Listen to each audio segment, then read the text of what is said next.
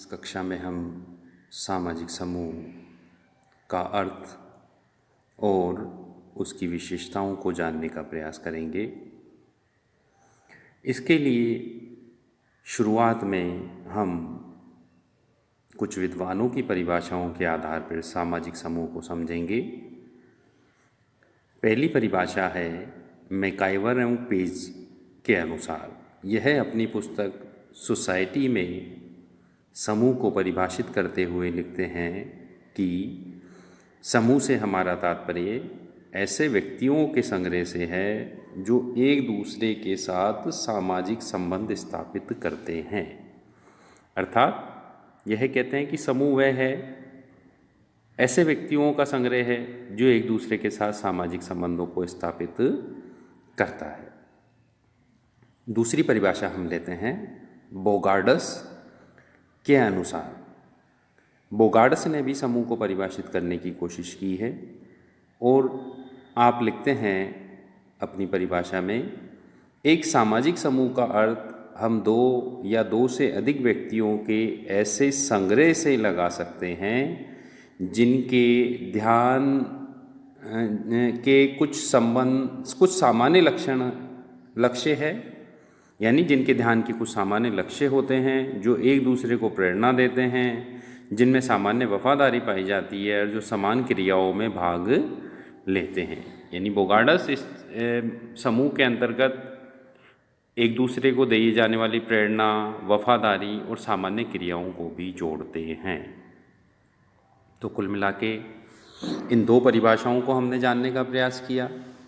यदि हम अपने शब्दों में ये कहें कि समूह क्या है, तो हम कह सकते हैं कि दो या दो से अधिक व्यक्तियों का ऐसा संग्रह या दो से अधिक जो व्यक्ति, यदि दो या दो से अधिक व्यक्ति एक जगह हैं और उनके बीच में सामाजिक संबंध स्थापित है जिनके कुछ सामान्य उद्देश्य हो, यानी ऐसे सामाजिक संबंध जो किसी उद्देश्य के लिए धारण किए जा रहे हों, स्थापित किए जा रहे हों और वो एक दूसरे को प्रभावित भी कर रहे हों, तो ऐसे समूह को हम, ऐसे संग्रह को हम सामाजिक समूह कह सकते हैं। कुल मिला के दूसरे शब्दों में मैं आपको कहूँ तो दो या दो से अधिक व्यक्ति जहाँ पर भी है, चाहे वो परिवार है, चाहे बिजनेस है, चाहे वो किसी संस्था में है, कोई भी जगह अगर दो या दो से अधिक व्यक्ति है, उनके बीच में अगर सामाजिक संबंध स्थापित है, वो एक दूसरे को प्रभावित कर रहे हैं, एक दूसरे से उनके कोई ना कोई हित अगर जुड़े हुए हैं, तो समूह की स्थापना वहाँ पर हो रही है।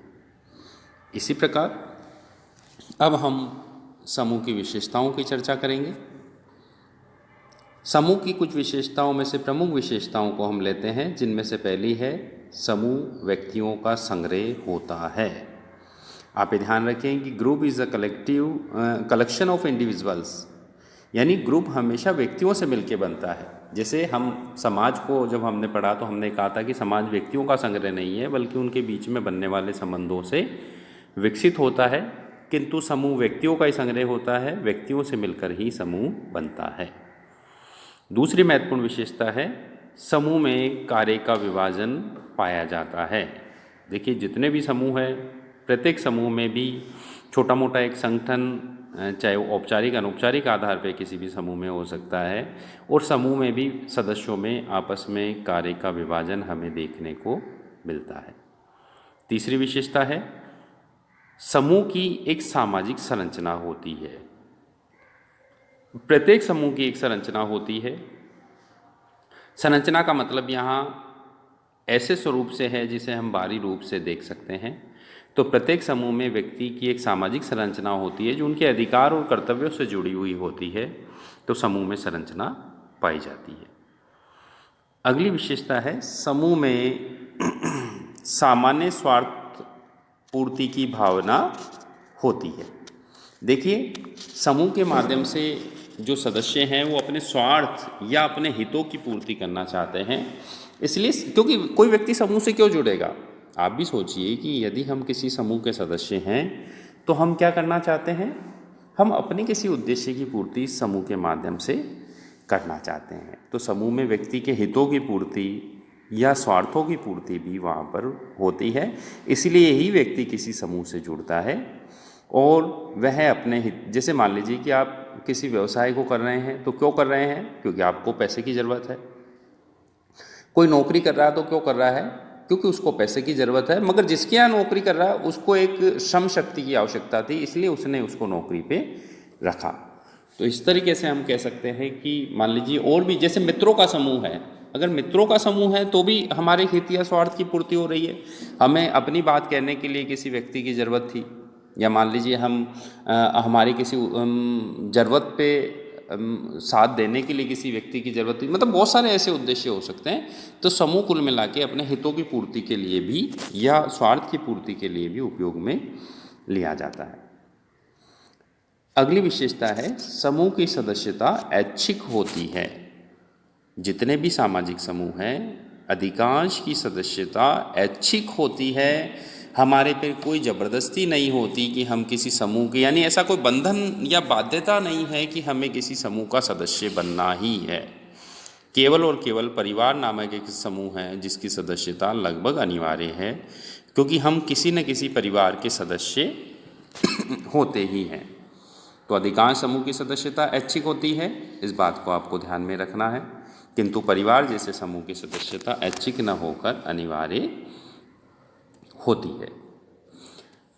अगली विशेषता है सामाजिक मानदंड समूह में महत्वपूर्ण भूमिका निभाते हैं। यानी प्रत्येक समूह के अपने सामाजिक मानदंड या तो होते हैं, या वे सामाजिक जो मानदंड है उनकी पालना अपने समूह में करता है। मानदंड यानी जो सोशल नॉर्म्स है, सोशल नॉर्म्स मतलब जो समाज के अलिखित नियम जो हम पे बाध्यकारी है, जिनका हम पालन करते हैं, तो वो सारे के सारे नियम भी अलग अलग समूह में अपने अपने तरीके से उन नियमों का पालन किया जाता है, क्योंकि वह नियम ही हमारे आपसी संबंधों को तय करते हैं, हमारे अधिकार और कर्तव्यों को तय करते हैं।